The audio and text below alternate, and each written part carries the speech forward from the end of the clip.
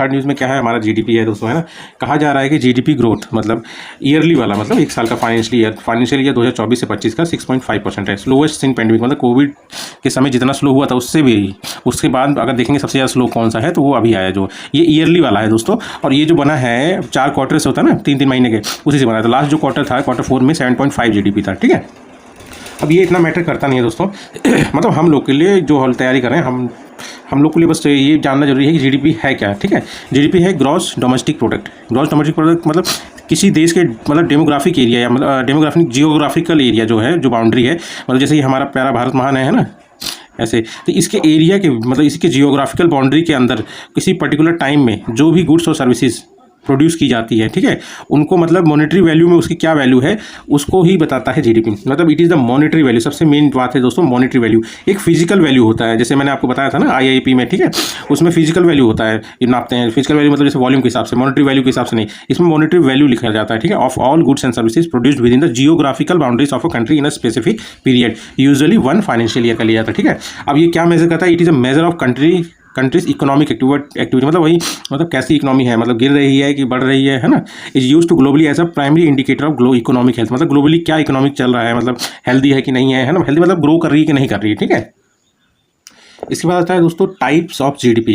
Types of GDP देखेंगे तो सबसे पहला आ जाता है आपका नॉमिनल जीडीपी। नॉमिनल जीडीपी मतलब जो करंट मार्केट वैल्यू पे ही, मतलब प्राइस पे ही मतलब कैलकुलेट कर ली जाती है ना। इसमें मतलब जो मतलब महंगाई होती है, जो इन्फ्लेशन होता है उसको इंक्लूड करता है, मतलब जो इफेक्ट होता है इन्फ्लेशन का उसको इंक्लूड करता है, ठीक है। और उसके बाद रियल जीडीपी कैसे कैलकुलेट करते हैं? इसमें क्या है दोस्तों, एक बेस ईयर जो कि 2011 से 12 है, उसको मतलब उससे रिलेटिव में मतलब उससे कंपेयर करके जीडीपी निकाली जाती है। तो इसमें क्या है, महंगाई क्या होती है, एडजस्ट हो जाती है, महंगाई को हटा देते हैं या फिर मान लीजिए एडजस्ट कर लेते हैं, है ना। कैलकुलेटेड एट कॉन्स्टेंट प्राइसेस, ठीक है, एडजस्टेड इन्फ्लेशन मतलब महंगाई एडजस्ट हो जाती है, और रिफ्लेक्ट द ट्रू ग्रोथ, यही ट्रू ग्रोथ बताता है, ठीक है। इस बेस ईयर से जब इस बेस ईयर का मतलब करंट ईयर का निकालेंगे तब जाके हमारा रियल जीडीपी है। ध्यान रखना दोस्तों, रियल जीडीपी ही ट्रू ग्रोथ बताता है कि एक्चुअल में हुआ क्या है, ठीक है।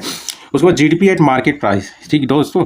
ये क्या है कि इंडिया ने अडॉप्ट किया 2015 से इस चीज़ को। अब इसमें ऐसा है क्या, ये क्या है दोस्तों ना, ये टैक्सेस को इंक्लूड करता है, और जो सब्सिडीज़ है जो गवर्नमेंट देती है अपने फार्मर्स को या फिर अदर प्रोडक्ट्स पे या किसी स्कीम पे देती है ना, उन सबको एक्सक्लूड कर देती है।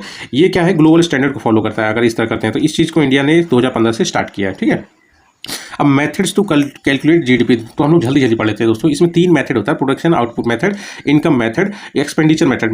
मतलब आप अगर देखेंगे पढ़ने से समझ आ रहा है प्रोडक्शन आउटपुट मेथड क्या होगा, मतलब आपके इंडस्ट्री से रिलेटेड है ना। उसके बाद इनकम मेथड क्या है, आपके इनकम से रिलेटेड है, और सबसे इंपॉर्टेंट है एक्सपेंडिचर मेथड। यही हर जगह पूछा जाता है दोस्तों, तो इसको आप लोग ये देख लीजिए, वेरी वेरी इंपॉर्टेंट होता है। एक्सपेंडिचर मेथड में एक फॉर्मूला रखिएगा, C+I+G+X-M, मतलब नेट एक्सपोर्ट वाला होता है दोस्तों, ठीक है। सी हो गया आपका कंजप्शन, आई हो गया आपका इन्वेस्टमेंट, ठीक है, और जी हो गया आपका गवर्नमेंट वाला फॉरेन कंजप्शन, ठीक है। उसके बाद X-M हो गया मतलब एक्सपोर्ट माइनस इंपोर्ट, जो भी वैल्यू आएगी वो एक्सपेंडिचर मेथड से निकलता है, ठीक है। Measures total spending of final goods and services. और बाकी इनकम मेथड में दोस्तों वही इनकम से रिलेटेड होता है, sum of all incomes earned by factors of production, जैसे वेजेस, रेंट्स, प्रॉफिट्स, इंटरेस्ट, ठीक है। और जीडीपी हो जाएगा कंपनसेशन ऑफ एम्प्लॉयज जो दिया गया है, ठीक है, ऑपरेटिंग सरप्लस, ठीक है, और मिक्स्ड इनकम और नेट टैक्सेस जोड़ के, ठीक है। इतना नहीं, पर मेन आप ध्यान रखिएगा एक्सपेंडिचर मेथड, यही सबसे ज़्यादा पूछा जाता है। और बाकी अगर पूछा भी जाए तो आप लोग ध्यान रखिएगा प्रोडक्शन हो तो industry calculate total value added by all industries, ठीक है। चलिए फिर अब आगे हम लोग देखते हैं कि जो एक डिपार्टमेंट है दोस्तों जिसका नाम है CSO, ठीक है, सेंट्रल स्टैटिस्टिक ऑफिस। अभी ये मर्ज हो चुका है दोस्तों नेशनल स्टैटिस्टिकल ऑफिस में, ठीक है। यही रिस्पॉन्सिबल है इस डाटा को लाने के लिए, किसको, जीडीपी को, ठीक है। किसके अंडर में है नेशनल स्टैटिस्टिकल ऑफिस? ये है दोस्तों मॉस्पी के अंडर में, ministry of statistic and programme implementation. और ये जो डाटा है CSO जो लाता है, CSO जो कि मतलब इसमें मर्ज हो गया है NSO में, ये क्वार्टरली भी आता है और एनुअली। अभी हम लोगों ने जो देखा था 6.5% दोस्तों वो था एनुअली, और जो क्वार्टरली 4 वाला आया था वो 7.5% था, ठीक है दोस्तों।